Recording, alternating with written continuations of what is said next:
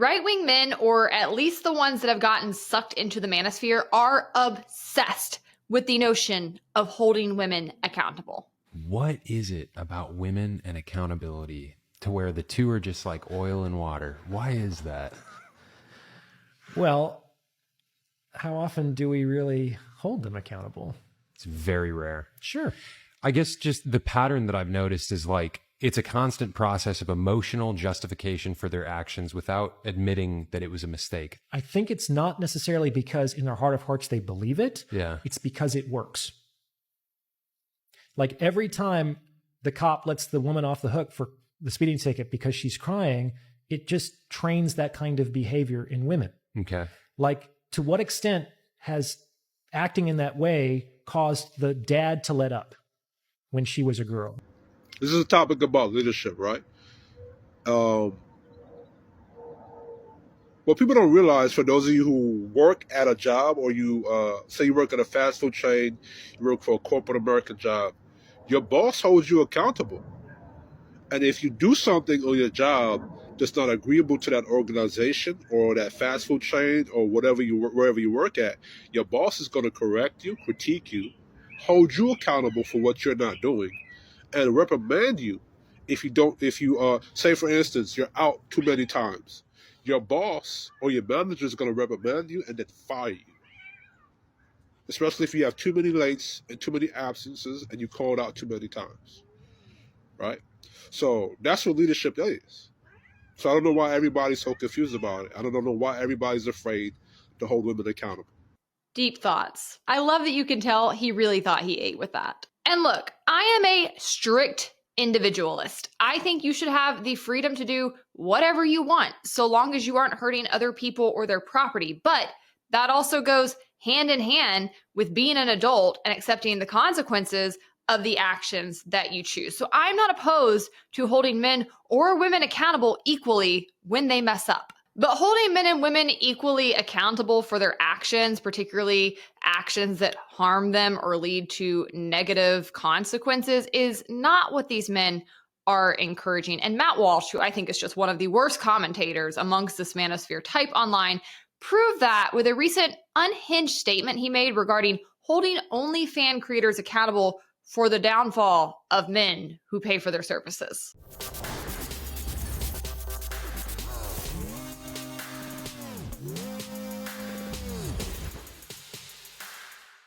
First, I'm Hannah Cox with Base Politics. Welcome to my channel where I bring you my politically homeless takes on politics and culture. Before we get started, make sure you like this video, please subscribe to my channel, and make sure you hit the notification bell so you never miss one of my episodes. So Matt Walsh took to Twitter this week where he wrote, "Women on OnlyFans are the dealers now. They may not run the cartel, but they're the dealers selling the drug and making bank. That's why they deserve so much of the blame. We've always blamed the dealers more than the customers. It's only here that we make an exception because that would mean condemning the behavior of women." Yes, Matt, you and the rest of conservative Inc., and particularly the manosphere, are notorious for your inability to talk about women, hold them accountable, or condemn them. Like, you'd actually have to be smoking the drugs you're talking about in order to believe that. It's also not even true that in similar circumstances, we would blame the dealers more than the individual who chooses to partake in them. Like, he's absolutely incorrect. We very much do blame the addict. We very much do blame the alcoholic who gets behind the wheel. We do tend to blame those people for their actions. Now, the government has at times tried to come in and go after the dealers, which has always failed colossally. It's always just led to a huge expansion in government. It's usually led to an expansion in the problem itself. It's never once actually made a meaningful impact on addressing the root cause or the actual harm that is happening when it comes to these exchanges. It actually fails because in a market, which we're all in, no matter how much the government tries to hamstring it, if there is demand, supply will find a way to meet it, and it will find a way to meet it illegally, even if you try to enact laws to prohibit it.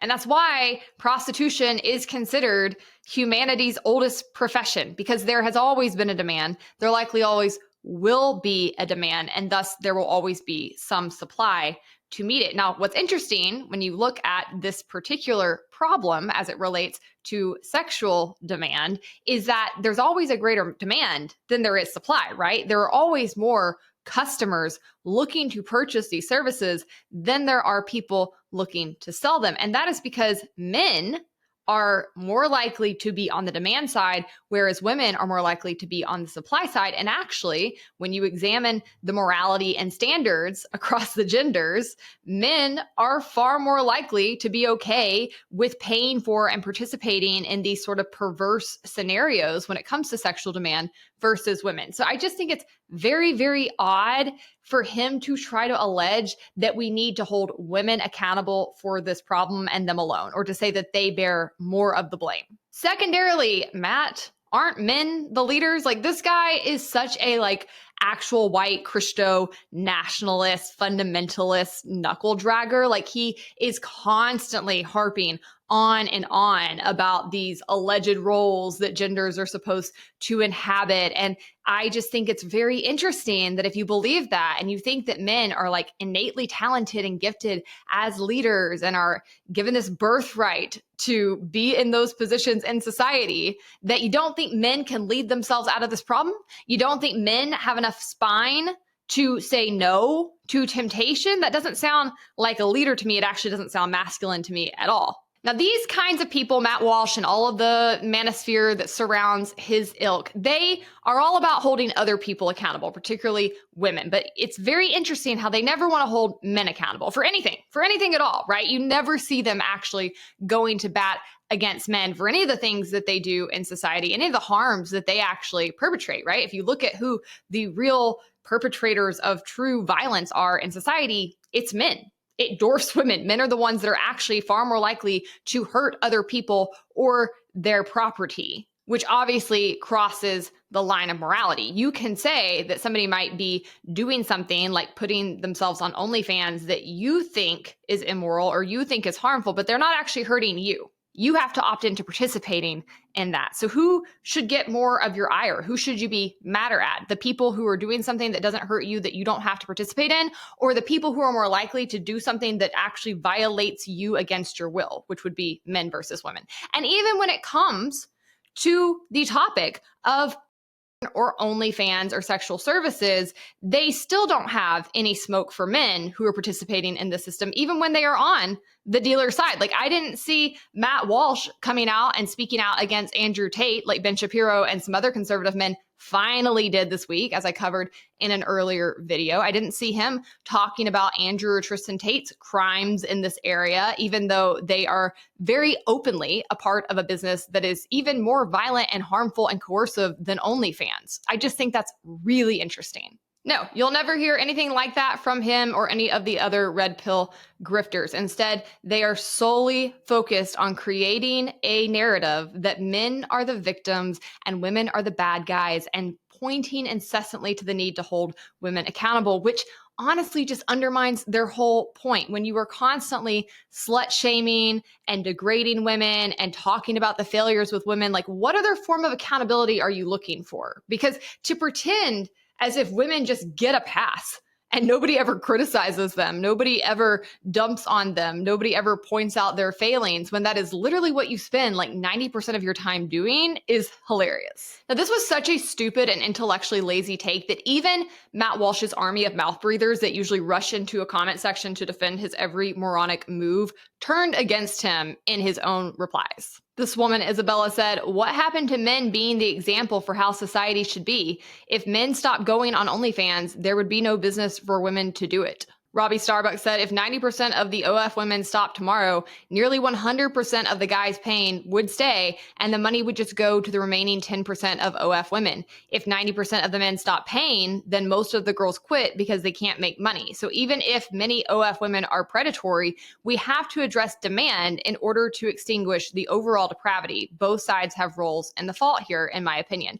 And he's totally right. I made a video condemning Lily Phillips, condemning this industry a couple of weeks ago when the documentary went viral on YouTube, portraying her day of sleeping with 100 men. I think this is a sick industry. I can't stand the industry. I think it is predatory in and of itself, and it sucks both men and women in. And we need to educate people about its evils, about how addicting it is, about how it can train your brain chemistry, how it can affect your relationships, how it can even affect your mental health. These are important things people need to know so that they choose to not participate. But that is the root cause, right? You have to address the demand first if you really want to nip it in the bud. And I think over and over, Americans prove that if you do educate them and you give them the tools they need to better their lives, they tend to take it. You know, we did a whole campaign against smoking and educating Americans over the past couple of decades, and smoking has fallen off a cliff. We've done the same thing recently with alcohol and educating people about its harmful effects. And we see that the younger generations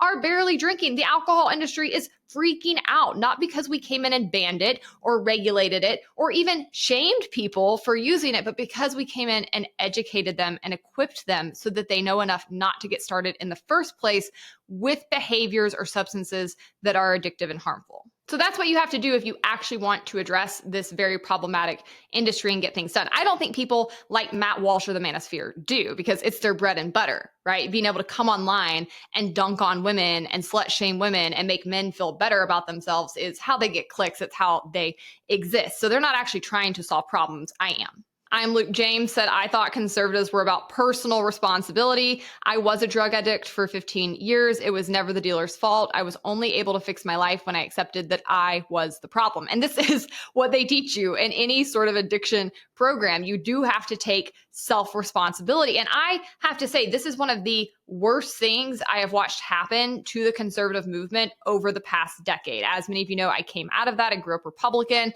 I always had more libertarian leanings because I was always actually truly an individualist and didn't want government controlling those aspects of people's lives either. But up until around 2016, I could still mostly find a home on the right until this wave of nationalism and populism took over. And it really is the sister movement to the far left progressive communist movement. These people don't believe they have agency. They don't believe in autonomy. They want to be treated like children. They believe that somebody else is always to blame for their problems, for their shortcomings, and they're constantly looking for big government to come in and fight whoever they're blaming instead of fixing themselves and pulling themselves up by their bootstraps. And this has become so evident across a myriad of subjects that are being discussed on the right now that they have invited these kinds of people in while pushing out the people who truly believed in capitalism and hard work and personal responsibility. And that's going to be a very long-term problem for them if they don't get a hold of it.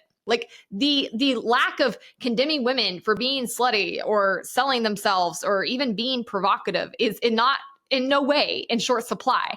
But blaming men for participating in these industries is. I don't see any men holding other men accountable for things like going to the strip club, paying for OnlyFans, watching porn online, watching content that is degrading to women. I shouldn't say I don't see any. I do see some. They tend to be Christian men. They tend to be people who are actually very, very religious and practicing that and not just using Christianity as a political stepping stone in order to elevate their profile. There's a huge obvious difference between those types of people. In fact, here's one great example I saw go viral over the past couple of weeks. This is a pretty prominent OnlyFans creator. I think her name's Bonnie Blue or something. I don't know. I don't care. But she went in trying to harass a fast food worker at a Five Guys, and watch how he reacted. I just wondered, I can't see it on the menu, but where do I get the Five Guys from? The Five Guys. I didn't know if it was a special room where you can take me out back. No, I don't think that's happening. What about after your shift? I'd I'd want to give you, a good rating. I'm a Christian man and I'm saving myself money. I'm asking for what's on the menu, that's all. Genuinely, I feel like I'm doing it right now. I can hand you a menu if you want. Are you on it? No, I'm not. Oh, that's a shame. Yeah, you could say that woman is definitely being predatory in her behavior, but guess what? When she runs up against a real man, somebody who actually has a spine, somebody who actually has some leadership, he's not tempted. He's actually grossed out and super uncomfortable, and that's very, very obvious to see. Real men don't have a problem saying no to this junk.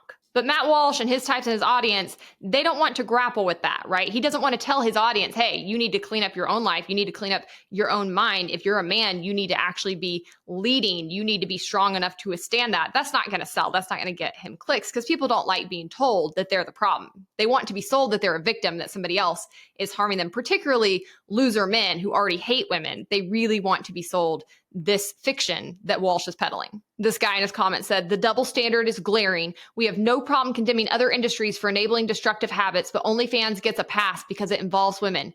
Sir, when does OnlyFans get a pass? OnlyFans gets criticized non-stop every single day. What are you on? Here's another one. It's the society that drives men to OnlyFans. Can't find a woman to date them, so they look for other ways. Maybe you can't find a woman to date you because you suck. Have you considered that? Maybe that's a you problem and you need to fix yourself, fix your face, and be attractive to women and actually like women before you can access them. And if you can't, that's a problem for you to deal with. It's not the OnlyFans creator's problem for sucking you in. Men are so insane because tell me why in my last relationship was very serious. We're like living together, whole shebang. And at one point I noticed that he was following a lot of like OF girls, a lot of, you know, girls who posted a lot of inappropriate content. None of them followed him back. He didn't know any of them in real life. He had really like no excuse or rhyme or reason to be following them, right? And so at one point I was like, hey, when you're scrolling through your IG and it's just like ass, maybe we can clean that up a little bit. Because when I'm scrolling through mine, it's not abs. You know what I mean? Like, let's keep it respectful. Let's keep it monogamous like we agreed to. And let's maybe remove those girls, right? And his first response was, I'll just delete all my social media. I don't want you to delete all of your social media. I just want you to stop liking these pictures, stop interacting with these girls, like unfollow the OF accounts. You know what I mean? That's just like a boundary for me. And I would prefer that you would just do it. I'm just gonna delete everything. I'm just gonna delete it all because you're so insecure. Like it's just always gonna be a problem. I'll just delete it. No, if you literally just unfollow them, it won't be a problem. So like, I'm like, no, you can still have your social media. I want you to have your social media so you can interact with your friends and family and see people's posts and you can post your stuff. Like, I want to be shown off too, but I just don't want you to like be following these OF girls, right? It's not that big of an ask. You can just, it's a handful of girls. You can just unfollow them. No, nothing ever is ever going to be good enough for you. I'm just going to delete it. Okay, fine, delete your social media then. I was like pissed. I'm like, I don't want you to delete your social media. I want to still be able to like send you memes and all this stuff too. I just want you to stop interacting with the content, like inappropriate content. And I feel like that's not that big of an ask, right? But he couldn't do it, so he just had to delete everything. And then when we broke up, he told all of his friends and family that I forced him to delete his social media and I wouldn't let him be on social media because I was so insecure. And anytime a single girl would ever pop up, even his friends and family, I would get so pissed and freak out. No. Anytime that it was like literally like bare ass on the feed, and I'd be like, dude, like you told me you were gonna unfollow these type of people, but you're still following them. Why?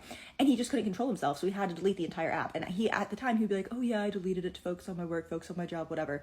No, he deleted it because he could not control himself. He had like no impulse control. He also had an adult content addiction. That was a whole different thing, whatever. Then I realized my most recent relationship, right off the bat, before we became exclusive, I was like, hey, if you're following OF girls, like half naked girls, girls you used to hook up with, whatever, not for me. Like, not for me. And you are totally within your right to say, oh, I feel like that's controlling or that's insecure. I don't want to date you. And then not follow through on the relationship, right? But instead he was like, oh yeah, no, that totally makes sense. Like, I wouldn't want you doing that either. So I'll go ahead and follow through with that. Great. Months went by, months where I would have to like, it was like pulling teeth. I'm like, dude, you're still following these girls, like unfollow these girls.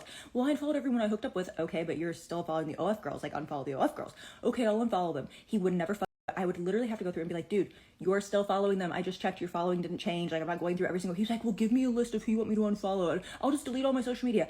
I don't want you to delete all your social media. And it must be pointed out, I'm really fed up with this, that this is not just a double standard amongst these men when it comes to porn.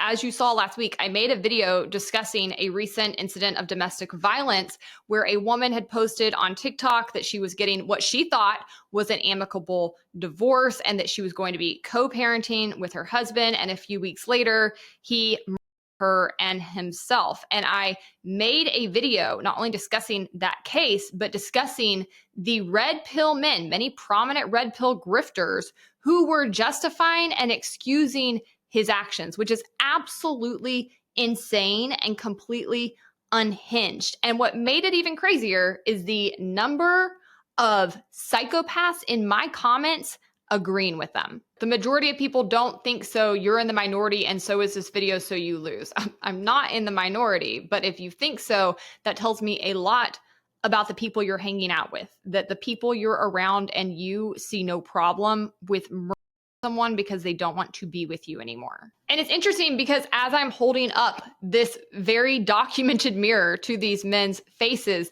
the number of them that weren't just justifying it, but were trying to excuse it, to pretend it wasn't real, to pretend that this was just not something that they even needed to give their attention to was fascinating. Here's one. Where's the story? You've totally lost me. Goodbye. Like, I think it's men that don't want to hold other men accountable. This is not a hard one, okay? This is the easiest softball that anybody could ever throw your way is this case. And the fact that you are striking out is honestly send these men to an island. Okay, they don't deserve to be around society. They need to be kept away from the rest of us. Here's another. You don't have the entire story. Yes, I do. She tried to get a divorce and he murdered her. I don't need to know any other details, okay? There's nothing that would justify that. He went on to say, you have not the right to pass judgment until all the evidence has been released. As far as you know, she could have attacked him and things escalated to the point she lost her life and he decided to end himself. That's not what happened. You and I both know that's not what happened. And the fact that you were trying to make up these kinds of narratives to justify his behavior says everything I will ever need to know about you. Another person said, I do not agree. I shouldn't say person. Another man very obviously said, I do not agree with your findings. You never look at the other side. You're right. I don't look at the other side when we are talking about somebody somebody. This guy, please understand, there's a chance this woman drove this man to do this. We will never know. Yes, we will. There's no excuse in doing this, okay? You wouldn't say that if a woman got cheated on by a man for his younger secretary and then he took off and left her with a bunch of kids. You'll never see these same men saying that if she were to take off and do the same thing to him, right? They would not be in my comments writing this absolute BS. This is them refusing to hold men accountable, no matter how gruesome and inexcusable the actions are. I could go on and on. This video has over 2,000 comments, many of them looking like this from men talking about not holding women accountable. This is insane. Something's deeply, deeply wrong with these men. And this is what happens when you actually have a culture that doesn't hold men accountable, okay? It's not that we're not holding women accountable. I can entertain some of this. Like I said in the video I made discussing Lily Phillips when there was a magazine article basically trying to say that she was a victim. She was not a victim in this either. She also is making very atrocious decisions that should be called out and that people around her should be trying to intervene and save her from. But that does not mean that as a whole, we aren't holding women accountable. And some of the examples I've heard these men use is women, they'll cry to get their way. They'll cry to get out of police tickets. I mean, just the most silly of examples. By the way, I've never gotten out of a ticket for crying. I have gotten out of many tickets when I started caring. Police love that. They love a pretty girl carrying in her little Louis Vuitton purse. Something about it just is like kryptonite for them. I never get a ticket when that scenario goes down, even though I usually deserve it. I'm a very bad driver. That's kind of beside the point. I don't like the culture of women crying to get things, okay? I did not grow up that way. I'm not that kind of woman. I'm not a super emotional woman. That's something my stepdaughters have had to learn real fast with me. I don't give a crap if you cry. In fact, that's probably less likely to get your way out of me versus if you come to me with reason. But that is a learned behavior that I think starts in childhood, okay? And that's something that parents need to be addressing. And that's something that men in particular need to be aware of when it comes to how they deal with their daughters who they are raising. It also needs to be on their radar when they are dating women. I think men often have very bad judgment about the women that they choose to pursue for relationships. They usually are very, very vapid in how they make those calculations. They don't tend to care about things that matter. They go solely based off of looks. And that's really, really stupid. And they do get themselves in some bad situations and relationships because of that, because they're not being logical or reasonable. They're not looking for character traits that insinuate that the woman they are courting will also be logical and reasonable. And so they often do attach themselves to women who have personality disorders, who are manipulative, who will try to cry and get out of things, or who won't take accountability for their own choices. What changes that for women, if you want those traits to stop, is don't give in to them in your day-to-day life. Don't raise your daughters to behave in that way. Don't date or entertain women who conduct themselves in that way. That's the only kind of accountability you're going to get to nip those kinds of things in the bud. But I would argue that it's men who are creating that culture for women. I had to have this conversation with my husband when we got married, because I noticed over time that oftentimes when I would come to him straight up and be like, this is the problem, this is what I want to see happen, this is the solution, he would not take it as well. But if I cried, I'd get my way right away. So I did that to him a few times and I pointed it out to him. Have you noticed that when I cry, you're much sweeter to me and you give me my way? And I was like, I don't want to do that to you. I'm manipulating you and you're not clocking it. Like, clock it with me, clock it with your kids, and stop entertaining it. And it actually has done wonders because he has learned to recognize that for what it is and recognize that he himself was like feeding into that and had a disposition that was more likely to entertain it, even when I was doing things that made more sense, when I was being reasonable, when I was having good communication, when I was coming to him like probably more like a man would and just being like, here's what's up. This needs to change, fix this because this isn't cool, or we need to change this. That wasn't going over as well. So think about that on an interpersonal level. If you're a man, like, how are you engaging? How are you feeding into that kind of culture? Because I'm with you to that extent.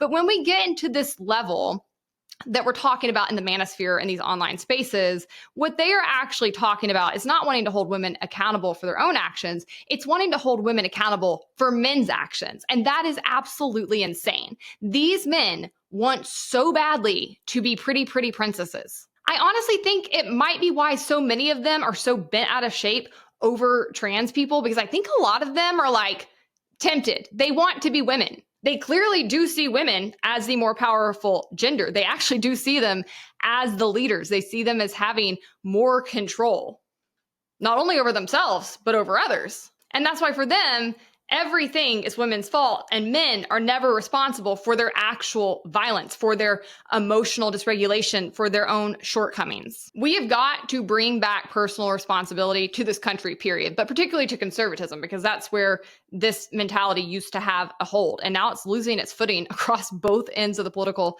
spectrum. It's emasculating. It's so fragile. It's a major ick. Like, I cannot fathom being a woman and being attracted to a man who has this kind of snowflake mentality. I've noticed several people increasingly online finally calling out what they're dubbing the woke right. They're speaking out against things that me and people more in the center have been calling out for many years and getting completely trashed by conservatives for identifying correctly. But now finally they're catching up and recognizing what we've warned is true. These people are a problem. They're going to sink your ship. You've let this go too far. And they're starting to push back. And they're absolutely right. Like, it is a woke right. They are mirror examples of the same crud you would see on the far left. And it's hella beta, and it's disgusting, and it's got to stop. Make America be adults again. How about that? All right, guys, I hope you like this video. Don't forget to like and subscribe and comment. And if you want even more content from me, you can follow me on Twitter or TikTok or Instagram.